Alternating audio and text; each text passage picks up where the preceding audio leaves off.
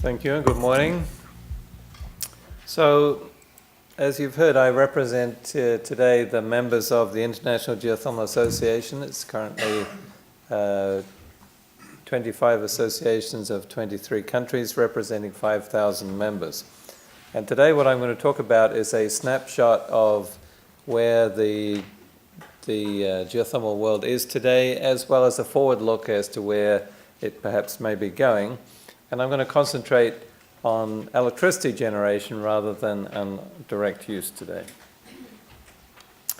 So I've divided my talk into three parts, where we are currently, what new things are happening in geothermal today, and I'm also going to, in talking about where we may go in the future, take a bit of a look as to where the frontiers of development of electrical generation of geothermal are today, and in particular the use of lower temperature resources.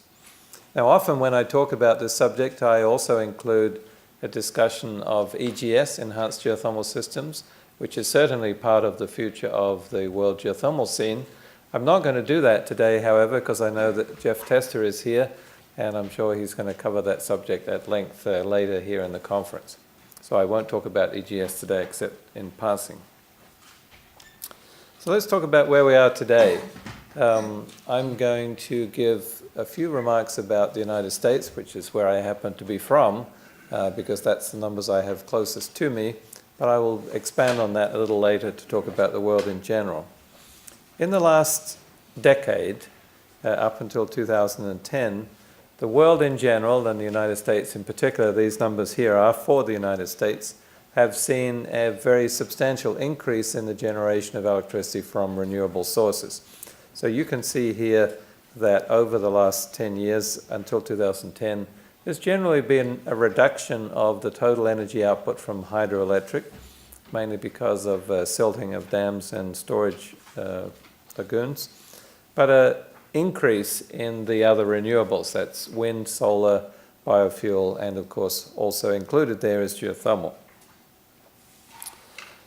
Not often understood, I'm sure by everybody in this room, but not often as well understood outside this room, is that there is a distinction between the renewable sources, and geothermal is almost unique, not quite, but almost unique in its ability to provide base load renewable power. And it shares that with other conventional resources like nuclear and coal, but among the renewables, only biofuel and geothermal have the ability to run 24 hours a day, 7 days a week, 365 days a year. Furthermore, the emissions, the life cycle emissions of geothermal power are significantly lower than most sources. You'll notice in here, perhaps surprisingly at first, that there are carbon consequences of wind generation, and for that matter even greater in the case of solar photovoltaics. Those carbon emissions don't come from the generation of power, but from the manufacture of the devices themselves. And what you see from this slide is that the life cycle emissions from geothermal are, together with nuclear and with wind, the lowest of all of the available or the widely available resources we have today. Now, speaking on behalf of the IGA, let me draw your attention to some numbers that occur on a 5-yearly basis. Every 5 years, the World Geothermal Congress is held. It's organized by the IGA. And we might imagine that to be a kind of a geothermal Olympics. Every 5 years, the geothermal world gathers and talks about what they've been doing. And one of the functions of the World Geothermal Congress is to conduct every 5 years an inventory of all of the resources on the planet, those that are in production and those that are expected to go into production. So in 2005, in Antalya, Turkey, when we met for the WGC, the numbers were collated. You see the numbers shown here, published in a paper by Bertani. So in 2005, 8,900 megawatts was currently under production at that time. And the figure on the right that I pointed out with the red arrow, 10,738, was the projection at that time in 2005 of what the output would be in 2010. So people were talking about what they had in development in 2005. So remember that number, 10,738. So the question will come then, well, what actually happened in 2010? So these are the similar numbers from the WGC 2010 in Bali, Indonesia. And what you see here is 10,715 is what was actually in production in 2010. The difference is about 20 megawatts. So the important message that I want to convey here is that we, the geothermal community of the planet, met our promises between 2005 and 2010. What the developers said they were developing was in fact developed between 2005 and 2010. So if we look ahead to the projection that was made in 2010 to where the geothermal world will be in 2015, the projection in fact is 18,500 megawatts. So that was 2010, so we're now in 2013, so let's talk about what's been happening more recently. We don't yet have 2013 numbers for the world, but we do have 2012 numbers, not from IGA, but from GEA, the US organization. And what you can see here is that we had reached in March, the early part of 2012, we had reached 11,224. That's clearly, to anybody following the numbers, falling behind in a projection toward 18,500. That's largely the consequence of the financial crisis of 2009. Nonetheless, we are still moving forward. Looking at the installed capacity in the United States, this does include 2013 numbers. So in 2012, the US was at 3,187. In 2013, as of February 2013, 3,386. So the US increased its geothermal production of electricity by 5% between 2012 and 2013. And presently, the United States in particular has 147 independent geothermal projects that are underway. What you can see, the largest section of this pie chart, conventional hydrothermal resources unproduced, those are geothermal developments in places not previously developed. So these are new fields. The lighter colored blues are developments in existing fields, expansion or redevelopment. And then finally you can see co-production and the smallest one at the top, EGS, Enhanced Geothermal Systems. Now I added this slide to my talk. President Obama gave his State of the Union address last week or the week before, and so I borrowed one of his slides. So I pay his salary, so I think I can do that. And what you can see here is that the total renewable generation in the US over the last 5 years has doubled, and importantly, you can see the component there of geothermal. The blue is wind, the red in the middle is solar, and the amber color on the top is geothermal. This is important for two reasons. It's part of an upswing in general to renewable energy, but more important is the fact that President Obama showed a slide that had the word geothermal on it. And that's a very significant political event in the United States. You here in Iceland have a president who understands geothermal very well and speaks about it eloquently and frequently. However, in the political circles in the United States, geothermal is not a well-known word, and the fact that it's now being discussed is very significant to the future of geothermal in that country, the US. Looking ahead, this is again the US figures. You can see that geothermal projection is significant. It lies behind biofuel and wind, but it lies ahead of solar for the foreseeable future in the United States. Now, let's talk about other countries too. New Zealand is another important geothermal country. It has an energy present shown and past shown in this graph.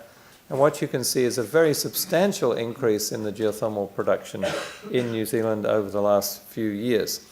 And importantly, what you can see, comparing the geothermal, which is the purple bar, with a yellow one, which is natural gas production, and the light grey one, which is coal. Geothermal is basically substituting for fossil fuel generation in the United States, in New Zealand. So much like Iceland, a large fraction of the electrical production of New Zealand is coming from renewable sources, and that fraction is going to increase.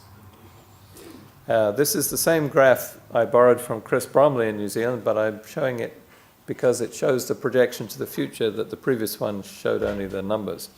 And importantly, I'd point out here, this is a complicated graph, but these two numbers here, this 10% is the projection for 2016, 3 years from now, of the fraction that will be produced by natural gas, and 23% is the fraction that's going to be produced by geothermal, which is a very large increase in fraction as well as a very large amount of actual power.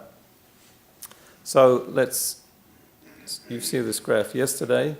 This is a case of Iceland, in which for primary energy, the largest fraction by far is geothermal. And importantly, let me just make the point that the geothermal world is not standing still. This is a picture of a plant, a 110 megawatt plant installed in Indonesia last year, started up in October 2012. There are new geothermal plants coming online across the world everywhere today. This is another example in Kenya. Kenya has undertaken a very aggressive development program for geothermal energy. They anticipate, with plants under construction, to have 560 megawatts online by 2016 and 5,000 megawatts online by 2030.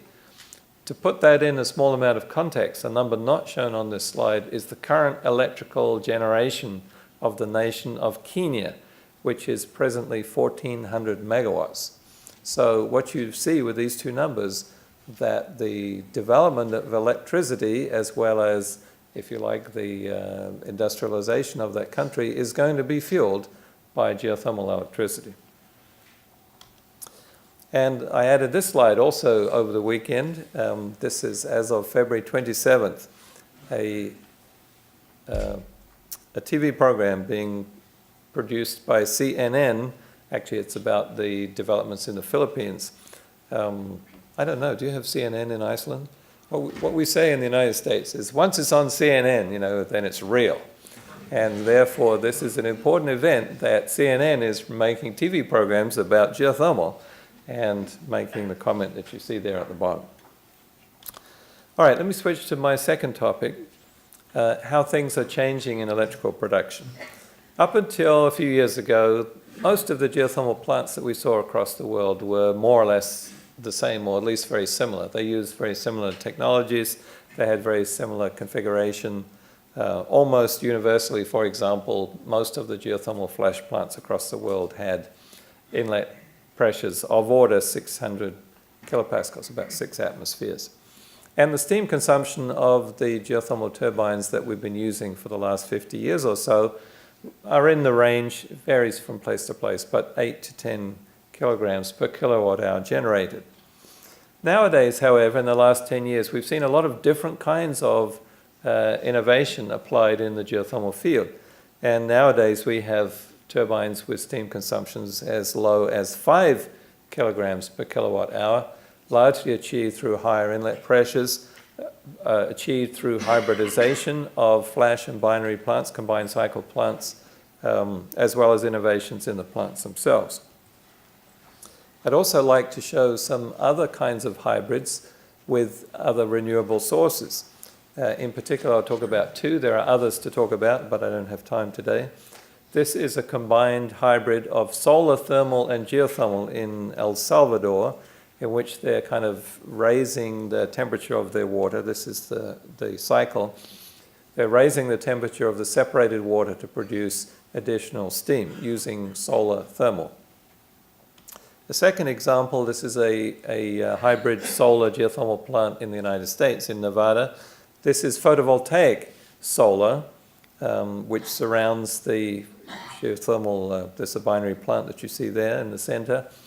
And that has the advantage of two things. First of all, it makes use of the land, which is the geothermal plant is obliged to take up for its well field. And secondly, in a place like Nevada, which is very short of water and is therefore obliged to use air condensers, the plant efficiency is extremely low in the afternoon. I don't say extremely low. It's lower in the afternoon when the temperature is hottest. That happens, unfortunately, to coincide with the largest electrical load from the grid. So adding photovoltaics allows them to backfill the lowered efficiency of the air condenser in the afternoon and provide a more stable power. So in this case, they've added 24 megawatts of solar to 47 megawatts of geothermal. So my third topic then, as I come towards the end, is frontiers, places where we're developing geothermal resources at lower temperature.